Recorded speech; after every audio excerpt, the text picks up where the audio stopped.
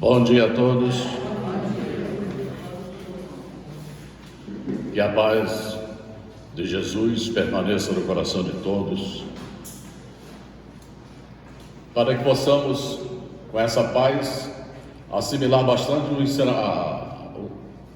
ensinamento de hoje, porque é um ensinamento, tenho certeza que todos ainda não estão preparados, porque nós temos dificuldade muito grande de lidar com ela. Mas com a ajuda de Jesus e com a fé que aos poucos nós vamos adquirindo, principalmente através dessa doutrina maravilhosa que abre os nossos olhos, que nos informa a respeito de tudo que nós temos que fazer, seguir, essa doutrina espírita, provida dos Espíritos maravilhosos que Jesus enviou e codificada por Allan Kardec. Então, que todos tenham muita paz, um domingo maravilhoso, aproveitando bastante tudo isso que nós vamos falar hoje, desse assunto interessante, que tem como título o temor da morte. Alguém aqui tem medo de morrer? Não, né? Todo mundo é espírita. Espírita não pode temer a morte. Por que ele não pode temer a morte? Porque ele sabe que morte não existe. Se Jesus veio ao planeta exatamente matar a morte, como matou, nos mostrando que ela não existia. E realmente ela não existe. Quando ele reapareceu, depois de sua morte, aos apóstolos nas catacumbas, paz seja convosco.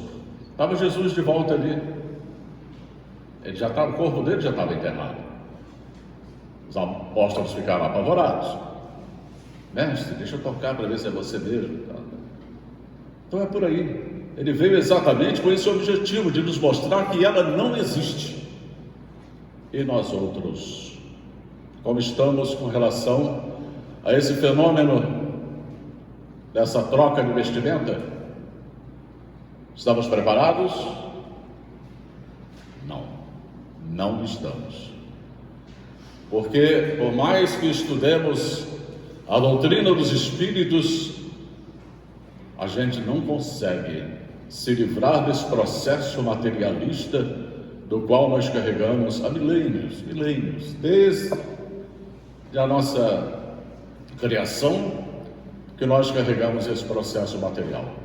Então nós temos essa grande dificuldade, é uma dificuldade realmente muito grande, mas que, como sabemos, nós vamos vencê-la. Um dia nós a venceremos, com certeza.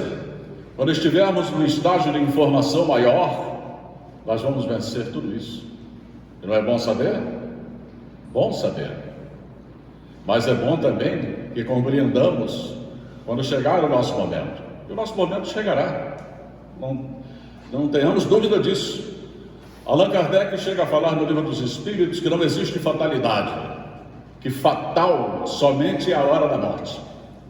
Esse momento é fatal, não tem como fugir dela.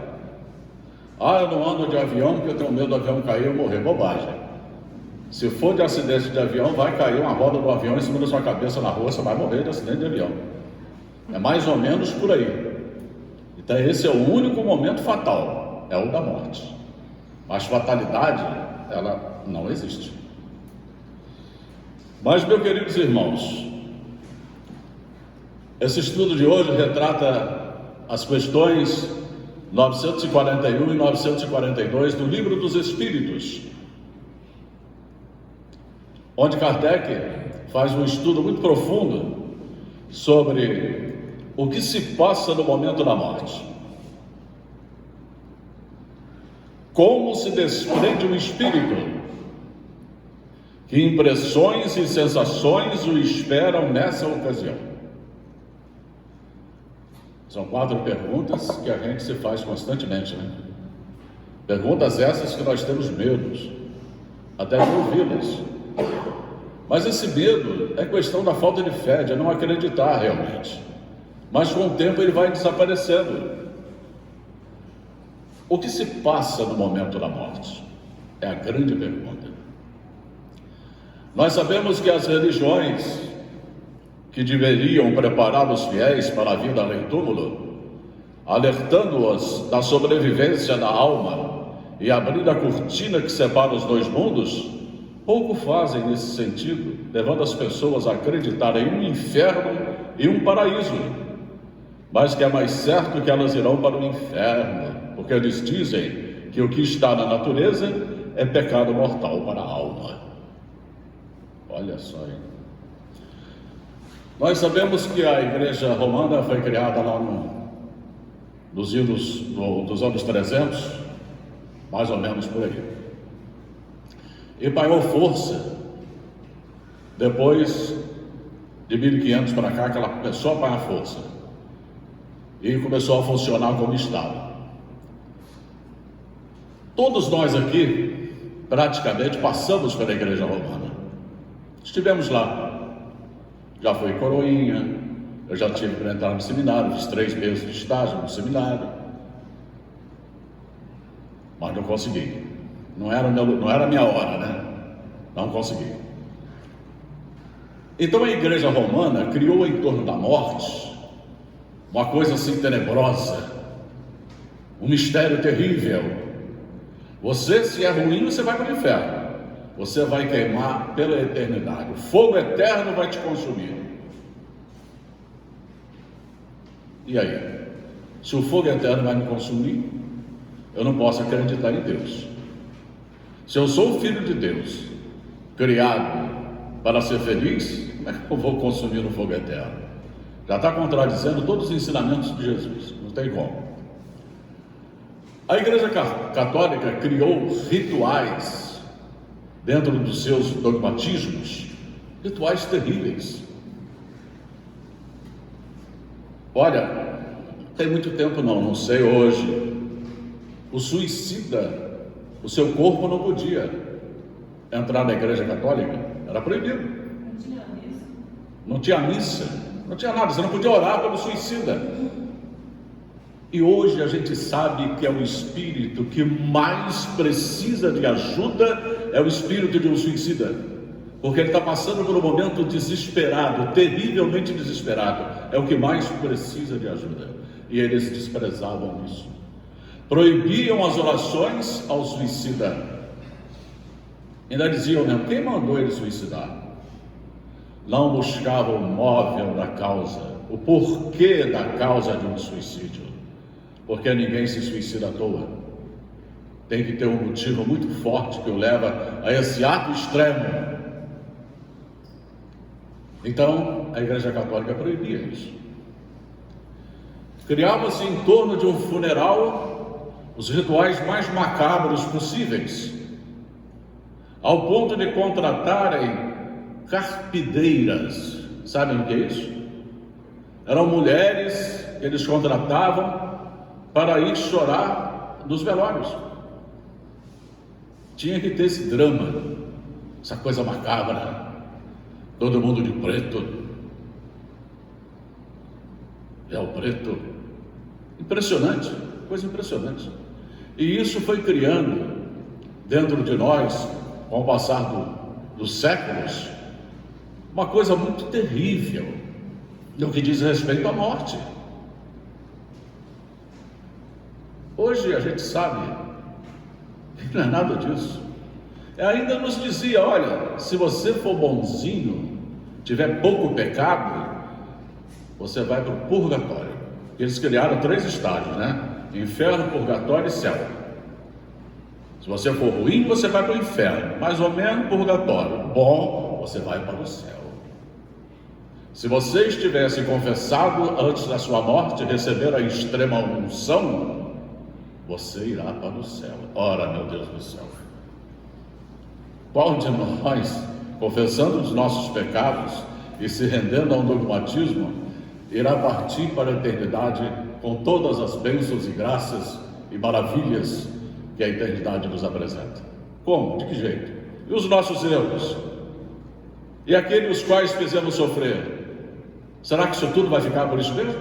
Não, não vai. Então depois vieram as igrejas conservadoras, as igrejas que vieram exatamente a partir quando foi lançada cerca de 1.600, por aí, não é? As igrejas protestantes, quando o protestantismo começou a ganhar força, ele foi melhorando essa situação. Não é que acabou, não, melhorando essa situação. Porque eles já pregavam que quando nós morrêssemos com pecado, ficaríamos dormindo num determinado local até o juízo final. Bom, pelo menos já não vou para o fogo eterno. Já houve uma transformação aí, uma melhora. Não importa o tempo que eu vou ficar dormindo, mas no juízo final haverá o julgamento de todos. Mas o inferno até aí não saiu da jogada, não. Porque quando vier o juízo final, os bons irão para o reino de Deus e os maus para o reino do diabo. Então, mudou alguma coisa, mas não mudou muito. Mas já foi uma melhora, já foi uma reforma. Até que chegou a doutrina dos Espíritos e veio exatamente nos mostrar a nossa realidade. A realidade do que é a morte, que é uma coisa tão simples, tão natural. Nada disso é necessário.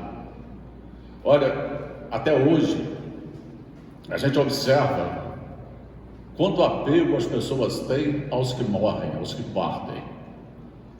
Ontem, conversando com uma pessoa, a pessoa me disse: olha, as roupas do meu marido estão lá, mas eu não tenho coragem de tocar numa camisa dele.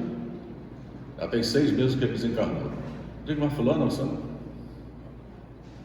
você tem que dar continuidade à sua vida. A sua filha não quer voltar para casa porque não aceita a morte do seu pai. Eu não quero. Eu só venho aqui fim de semana para ver como é que está a coisa. Eu também não tenho vontade de voltar mais. Então aluga, vende, faz o que você quiser da sua casa e vai continuar a sua vida. Você não pode parar a sua vida por uma pessoa a qual você amava profundamente, lógico, desencarnou, morreu.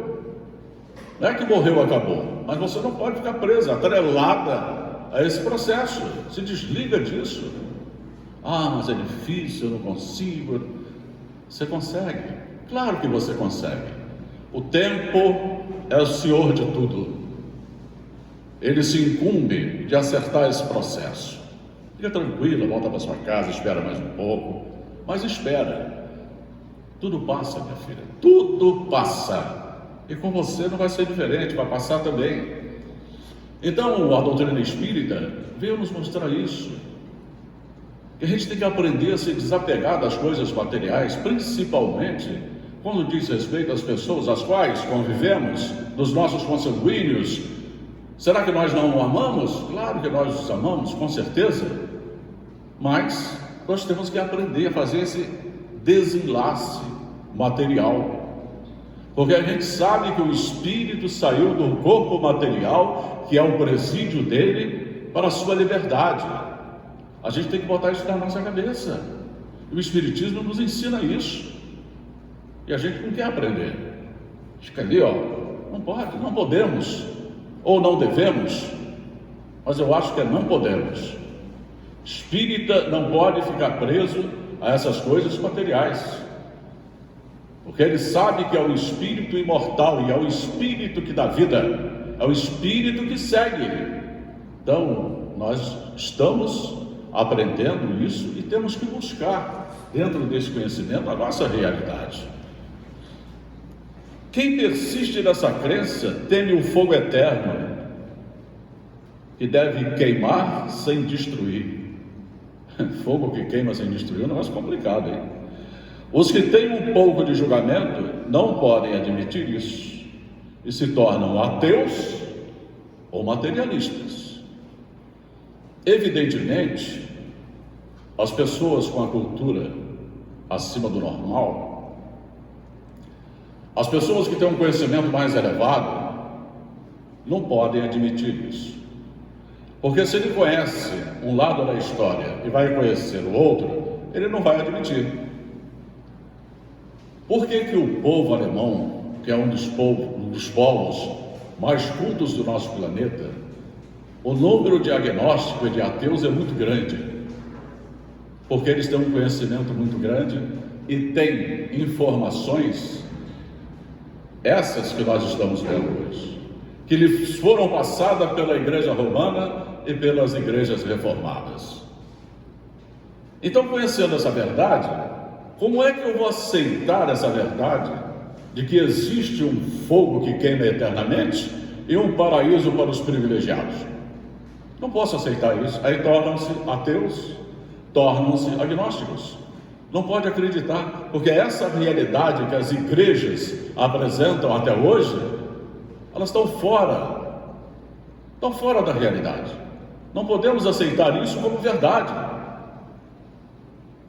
A gente vem observando, poxa vida, mas não é que a coisa é séria? Se eu for analisar, poxa, o que as igrejas me passam e o que o Espiritismo me mostra hoje, eu tenho que desprezar essas coisas das igrejas, porque realmente elas não fazem sentido, elas não batem com a realidade chamada Jesus. Jesus vai ensinar tudo diferente. O que Jesus ensinou, eles transformaram tudo, modificaram ao seu bel prazer. E hoje nós estamos cultivando o que eles pregaram, o que eles ensinaram e o que eles nos mostraram há mais de 1000 anos, mais de 1500 anos. O que todas as religiões e filosofias nos deixaram de ignorar, os espíritos vêm ensinar. Olha só, hein? O Espiritismo é a luz que ilumina os caminhos misteriosos do retorno, afugentando temores irracionais e constrangimentos perturbadores. Com a doutrina espírita, podemos encarar a morte com serenidade, preparando-nos para enfrentá-la, e isso é muito importante, já que se trata da única certeza da existência humana. Todos, sem exceção, morreremos um dia. É verdade. Agora, aceitar essa realidade é que é difícil. Temos que aprender a lidar com isso. Temos que buscar. Muito bem. O primeiro passo, olha só, hein, para esse preparo é o de tirar da morte o aspecto fúnebre, mórbido, terrível, sobrenatural. Existem países do Oriente Médio, por exemplo, e lá eles não falam luto, lá eles falam nojo, 30 dias de nojo. Coisa terrível, hein? Por que é nojo? Não tomam banho, não trocam de roupa, não fazem a barba, não cortam o cabelo, não cortam unhas, não fazem nada. 30 dias de nojo. Parado, reverenciando aquele cadáver que está lá se diluindo, se desmanchando. Mas que ritual é esse? Que loucura é essa? Mas existe. Pior é que existe. Nós, graças a Deus, não cultuamos isso, mas ainda cultuamos esse apego a esse amor que partiu. Sentimos desesperadamente essa perda. É muito natural, gente. É natural. No estágio que nós estamos, isso é muito natural. Mas essa naturalidade, com o tempo, ela irá se desfazer. Aos poucos ela vai se desfazer. A gente também tem essa certeza. Eu não posso desfazer das coisas de fulano que partiu, porque ele vai sentir nada. Quem está sentindo sou eu. Porque a pessoa que partiu não vai ser representada pela camisa, pela calça, pelo sapato, não. Vai ficar em nosso pensamento e em nosso coração. Então, quanto mais nós estivermos apegados a isso, pior. O Espírito se comunica mente a mente. Mente a mente. Ele não precisa de coisas materiais para isso, não. Mas nós ainda estamos nesse processo de apego, em se desfazer das coisas quais pertenceram àquele que nos foi caro. que pertenceu à minha família, meu pai, minha mãe, minha esposa, meu marido, Não é por aí, gente. Não é por aí. O Espiritismo veio transformar e mudar tudo isso e nos mostrar a nossa realidade. Olha, meus irmãos, pela falta de informação, nós ainda temos o medo da morte. Falta de informação. Porque a hora que essa informação chegar e nós a assimilarmos, comprarmos a ideia que Jesus deu o primeiro passo e Allan Kardec, juntamente com os espíritos, terminaram entre aspas, hein? E a doutrina espírita ainda não terminou absolutamente nada. Ela é uma ciência, uma filosofia e religião que vão em frente, vão seguindo. Todas as três, esse trinômio vai embora. Então, Jesus e o Espiritismo vieram dar o primeiro passo para nós nos desligarmos desse processo. Bem, Jesus sabia o quanto iríamos sofrer por passar por isso. Quando ele disse, eu venci o mundo, vós também vencereis, nós temos que saber por que Jesus venceu o mundo. Ele esteve entre nós, passou por todas as dores, passou por todos os sofrimentos, passou por um madeiro injusto, que nada daquilo ele precisaria passar, mas passou. Por que passou? Passou para nos mostrar, olha aí, eu estou passando, vocês também irão passar. E nós não tomamos ainda Jesus como grande exemplo. Nós não tomamos Jesus como exemplo. E ele foi o maior exemplo da humanidade em todos os sentidos. Mas nós, Jesus era Jesus. Tá, eu sou eu, você é você, você é você. E daí? Ele veio trazer os ensinamentos e os exemplos para que nós outros aprendêssemos e começássemos a praticá-los. Nós sabemos quanto é difícil, como é complicado. Como se desprende o espírito da matéria? Como seria isso? Seria um processo doloroso? Poderá ser. Seria um processo tranquilo? Calmo? Poderá ser. Pode ser um processo maravilhoso? Também pode ser. Não tão maravilhoso, mas pode ser. Porque a gente lê no livro Paulo e Estevão, a gente observa que Paulo, quando foi decapitado, na espada cortou-lhe o pescoço, ele no plano espiritual levou 15 minutos de perturbação. Paulo de Tarso, 15 minutos de perturbação. Onde estou, quem sou eu? Que é uma coisa muito natural. Então, para um espírito de Paulo de Tarso levar 15 minutos, imagine eu.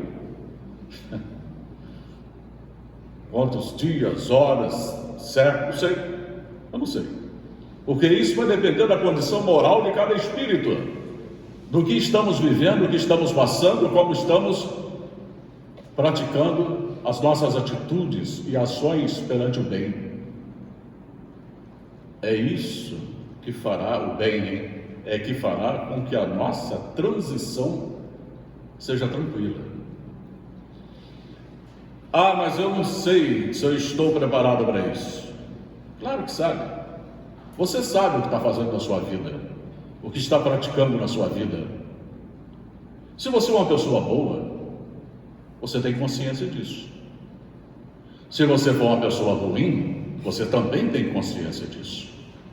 Então, suas ações e suas atitudes, com certeza, elas terão que ser analisadas por você mesmo, para saber como é que está a sua situação.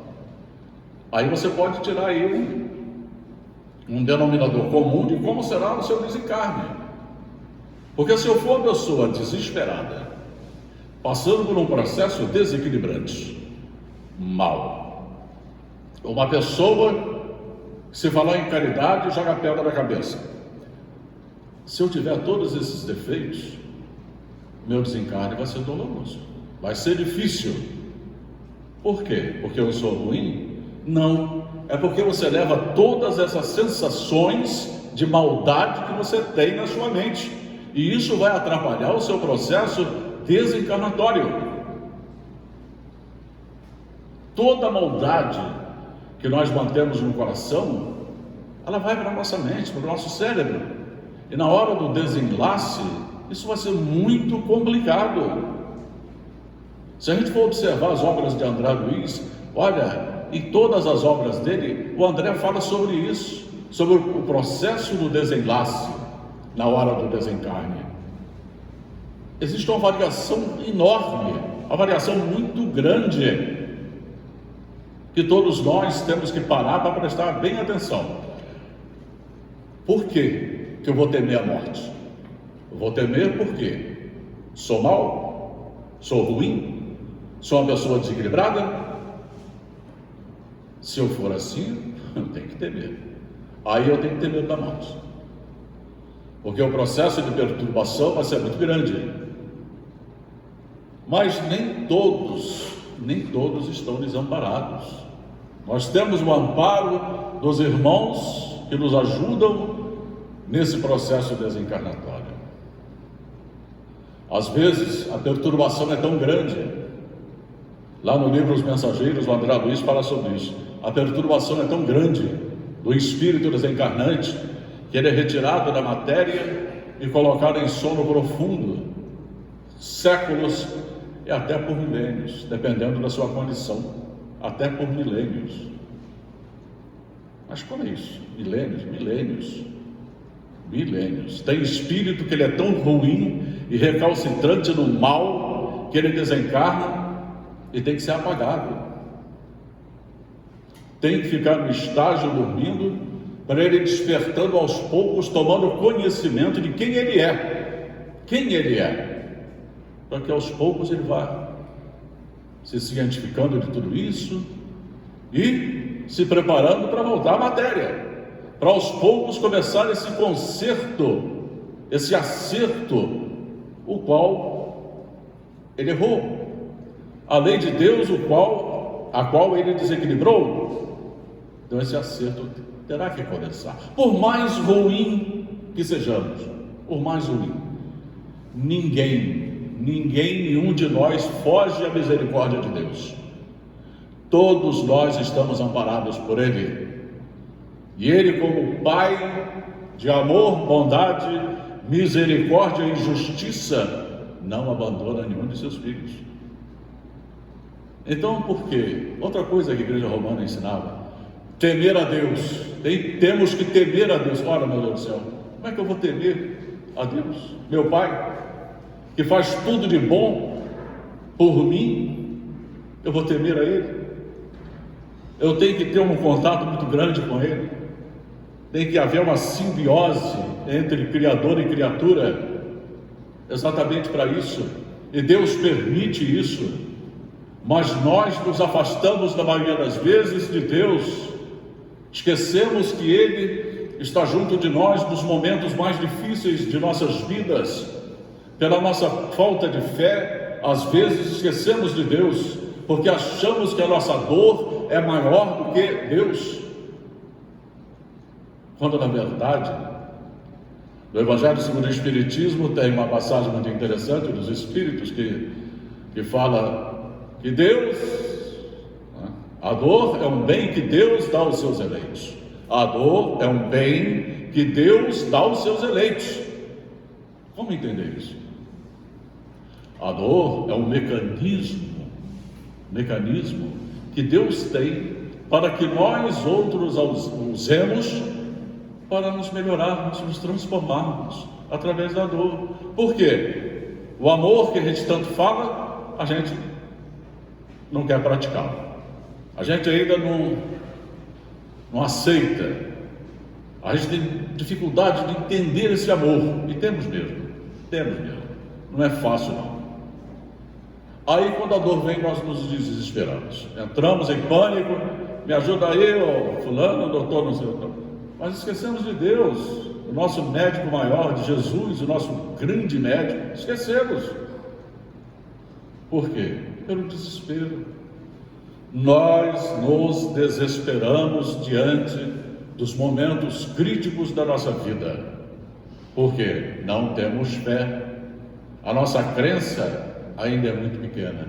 Ainda é menor do que um grão de mostarda que Jesus usou como exemplo. Porque ele falou, se tiveres a fé do tamanho de um grão de mostarda, olha só, dirias para aquela montanha, transporta, daí para lá e de lá para cá, ela se transportaria. Então nós temos fé? Claro que não. Por isso o desespero, por isso nós entramos em pânico, exatamente pela falta de fé. E essa fé, a gente adquire da noite para o dia? Não. É um sentimento que nós temos que ir trabalhando devagar, aos poucos ela vai se criando dentro de cada um de nós. Até um dia a gente bater no peito e dizer, eu acredito, eu tenho fé. E todos nós um dia faremos isso, não tenhamos dúvidas. De qualquer forma que se dê, dolorosa ou fácil, a separação da alma e do corpo é seguida de um tempo de perturbação. Isso aí está claro, né? Todos nós temos, como eu citei Paulo de Tarso, vamos ter esse tempo de perturbação. Mais ou menos longo, conforme o estado do espírito. A hora da separação é cruel para o espírito que só acredita no nada. Aí ela será dolorosa. Vamos supor, eu sou um ateu, eu sou um agnóstico, eu não acredito em nada. Estou entrando no processo desencarnatório. Começarão a aparecer diante de mim os irmãos que irão fazer o meu desligamento do perispírito do corpo. Se eu os ver, como é que vai ser a minha situação? Se eu não acredito em nada. Verei aqueles espíritos, a minha perturbação será muito maior, porque eu os verei como fantasmas. Aquele monte de fantasma do meu lado, como é que eu vou ficar? Totalmente perturbado. Esse será o desencarne de uma pessoa que não acredita em absolutamente nada. Mas, como a misericórdia de Deus está acima de tudo, soninho nele, soninho, remedinho para dormir. Ele vai dormir, até aos poucos ele ir despertando e tomando conhecimento de que ele já não está mais no corpo físico, de que ele é um espírito imortal. Mas para o agnóstico, para o ateu, é complicado. Mas ele supera isso, com certeza, supera, e a gente sabe disso, e a doutrina nos mostra que os ateus e os agnósticos, quando reencarnam, são os que mais acreditam em Deus, porque aprenderam. São os que mais buscam a Deus na sua nova etapa da vida, que tiveram esse conhecimento, passaram por esse aprendizado. Então, tudo é necessário para o nosso crescimento, tudo, não tenhamos dúvida disso. Pacífica morte será para aquele que deixa a terra confiante no futuro, como Jesus falou, como Jesus ensinou, a vida futura. Vamos esquecer as coisas materiais, vamos pensar no nosso futuro, de que nós somos espíritos imortais criados para sermos felizes. O desencarne será tranquilo, tranquilo, sabendo que nós estamos saindo da prisão. Opa, minha liberdade. Chegou minha carta de alforria, meus grilhões serão desatados da terra, da matéria, eu estarei livre. Isso não é bom? Maravilhoso? Mas para isso nós temos que praticar muito bem. Nós temos que limpar o nosso psiquismo das coisas ruins que nós carregamos, das nossas viciações, de todos os vícios que nós temos muitos, hein? Vamos pensar que nós não temos, não, que temos. O egoísmo, o orgulho, a vaidade, tudo isso são vícios. Quando a gente fala em vício, fala bebida, maconha, cocaína, não. Comer demais, não. Nós temos vícios terríveis que afetam diretamente o nosso carro físico. Esse carro físico doentio, enfermo, na hora do desligamento dele será doloroso. Por isso, essa preparação toda, para que quando chegarmos à pátria espiritual, no nosso momento, esse desligamento seja tranquilo. Então nós temos que ser confiantes no futuro, acreditar nele. Se fazemos da reencarnação uma estação de férias, olha só aí, marcada pelo acomodamento e pela indiferença, alienados dos objetivos da existência, fatalmente sentiremos medo antes mesmo de morrer. Por quê? Hoje eu estou aqui com dinheiro no bolso, conta bancária alta, tenho tudo que preciso. Então isso aqui para mim é um spa, uma estação de férias, colônia de férias. Vou levar aqui 80 anos só, como diz o título daquele filme, gozando a vida doidado. Será que é assim que funciona? Tem um momento que a dor vem.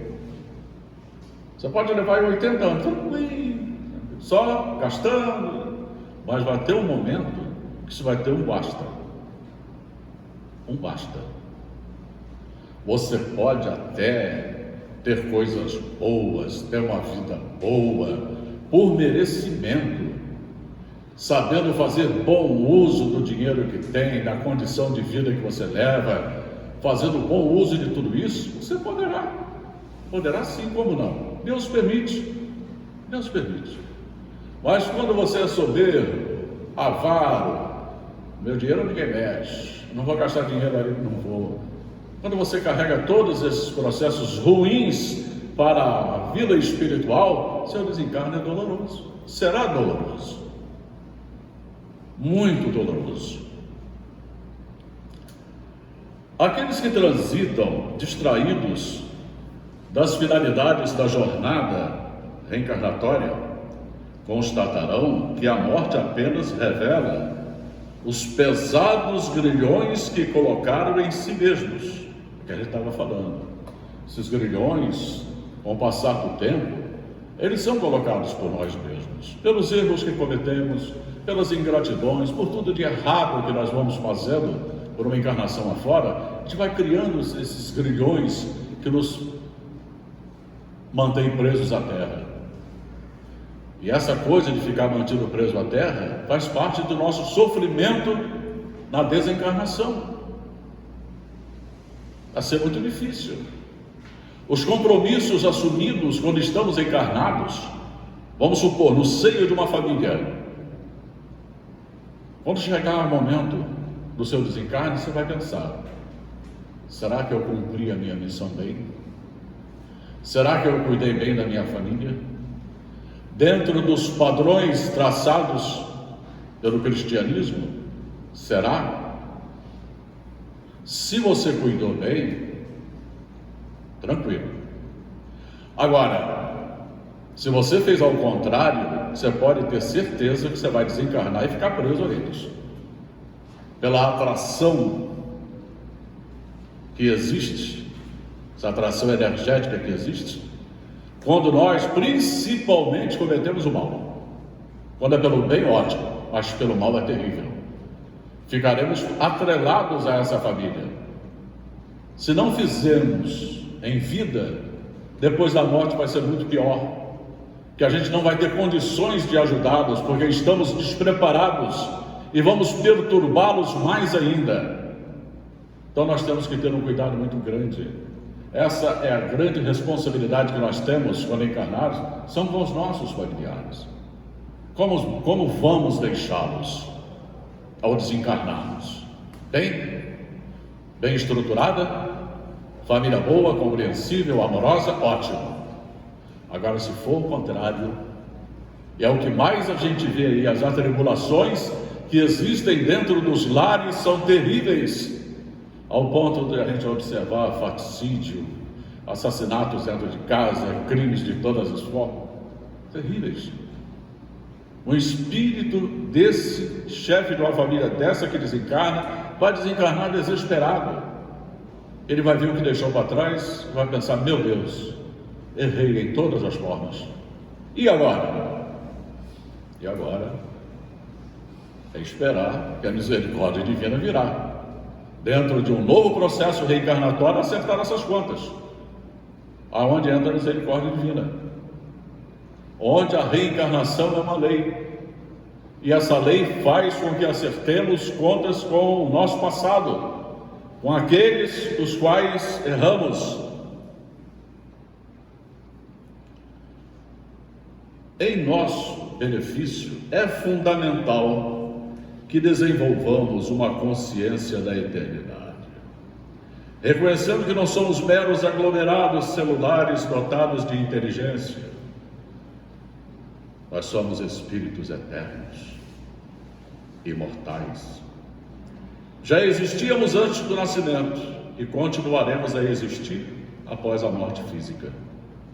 É preciso viver em função dessa qualidade, dessa realidade, superando mesquinhas ilusões, a fim de que, livres e firmes, busquemos os valores inalienáveis da virtude e do conhecimento. Meus irmãos, a coisa é um pouco complicada, mas sabemos que é complicado, mas não devemos temer. As complicações das nossas vidas serão resolvidas. Tenhamos absolutamente certeza disso. Vamos resolvê-los.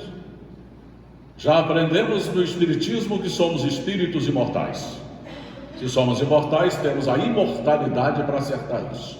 Não importa quantas vezes iremos e voltaremos, Cada volta é um progresso. Cada vez que viemos aqui é um progresso. Vamos aprender, vamos acertar, e aos poucos a gente vai acertando com as leis de Deus. Agora temos que fazer, temos que trabalhar. Não é ficar sentado esperando que as coisas caiam facilmente do céu. Não adianta eu entrar na casa espírita, ouvir tudo isso, que Jesus é bom, que Jesus ajuda, que Deus é Pai, que Deus é misericordioso. Quando chegar aquele portão para fora, fazer tudo ao contrário. Vai adiantar alguma coisa? Não. Pelo menos 1% do que estamos aprendendo na casa espírita, se a gente praticar, será ótimo. Quando chegar ao final da nossa vida, já acumulamos no mínimo 50%. No mínimo 50% de conhecimento. Não é bom isso? Isso é ótimo. Isso é ótimo. Então vamos pensar, meus irmãos, quando chegar a nossa hora, que ela vai chegar, sem medo, tendo fé, acreditando que Deus é Pai misericordioso, que essa espiritualidade amiga está nos esperando de braços abertos para nos ajudar, para nos colocar exatamente onde precisamos estar. Então vamos ter fé, vamos tirar esse medo terrível esse medo que nos foi passado por igrejas desde os seus primórdios, para que nós tivéssemos medo da morte. Mas não. Quando Jesus falou, o reino de Deus está dentro de vós, o que é o reino de Deus? É o próprio reino da felicidade. Então não existe reino dos céus, reino do inferno, lugar nenhum. Assim como está o reino de Deus, a felicidade, a alegria, o bem, o amor, está o reino do mal. Vai depender de você. Só vai depender de você. Isso foi dito por Jesus. Jesus não brincava com as palavras. Era o dono da verdade. Só ele tinha a verdade. E tudo o que ele disse foi realidade. Que possamos assimilar um pouquinho tudo isso, né? Nosso tempo agora.